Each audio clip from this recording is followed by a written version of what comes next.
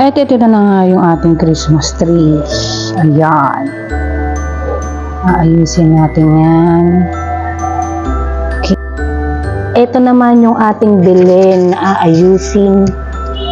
I-assemble ulit natin at gagawing Belen. Nakaka-excite na ulit bumuo nito.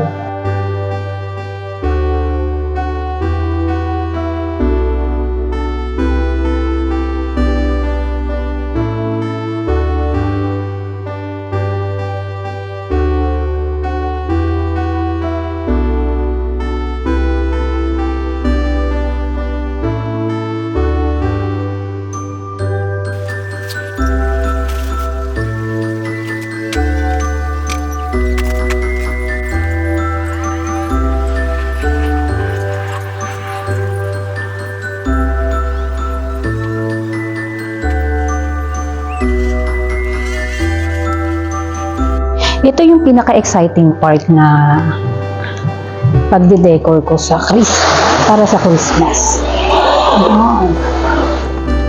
Ito na po yung Belen. I think parang 5 years na to. Pero syempre, ingat na ingat. At sinaulo talaga siya sa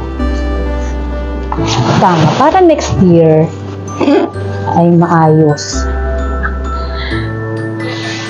So, bubuksan na natin ito ulit. Ingatan natin kasi medyo ayan. Unti-unti natin lalabas.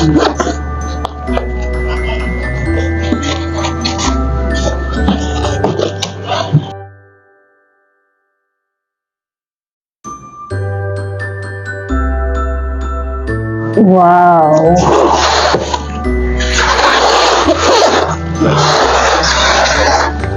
Ayan nga, ikatago na natin ulit itong kwarto. Tabi kanina. At eto na nga. Wow.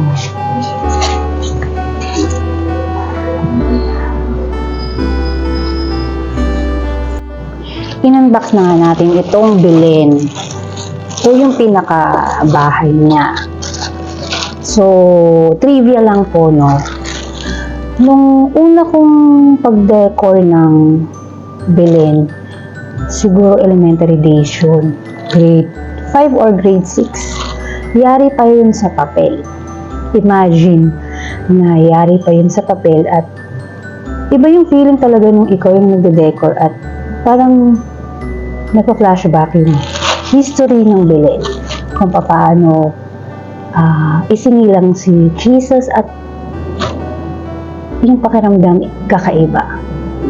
Pero sabi ko nga, yari yun sa papel, yung folding paper, yun yung naaalala ko. Una kong na-decorate dito sa bahay.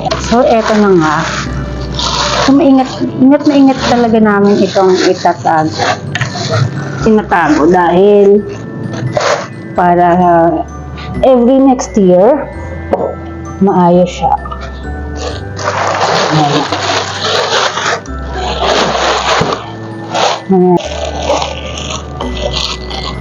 Ayan.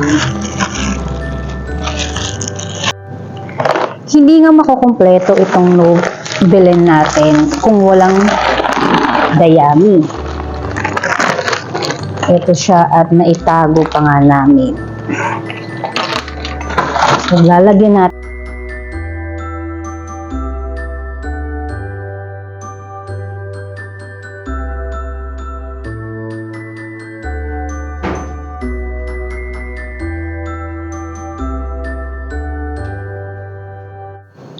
Tuwing Pasko, ipinagdiriwang natin ang pagsilang ni Jesucristo. Ituro ang mga larawan ng mga taong ito na naging bahagi ng kwento ng pagsilang ni Jesus. Maaari nating tularan sina Maria at Jose sa paggawa ng nais ipagawa sa atin ng Diyos. Maaari nating tularan ang mga panta sa pagsunod kay Jesucristo.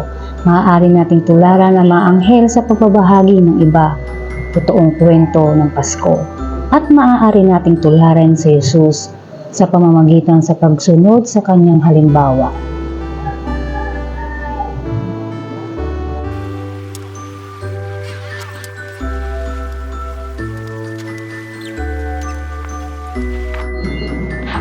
Ito ang 8 feet na Christmas tree ay di ba okay pa maski ilang taon na itong ginagamit. Diba? The more na mas matagal, mas maigi, diba? Ang sabi ko sa vlog ko, mas okay siya kung mas matagal kasi ang alaala talaga ay nandito sa Christmas tree. Para po sa akin, naipon po yung 8 years ng mga memories. So, andito lahat nakastore yung ambience o yung memories ng bawat family nagtitipon-tipon dito sa aming kabahayan. Diba? Hindi naman kinakailangang bago yung Christmas tree mo eh. Ang mahalaga rito ay naitago mo ng maayos at iisipin ko nga kung ano yung magiging tema namin ngayong Pasko. Kasi yearly talaga may mga temang naiisip ako. Meron akong naisip na pero after ko na lang nitong i-decorate yung outcome.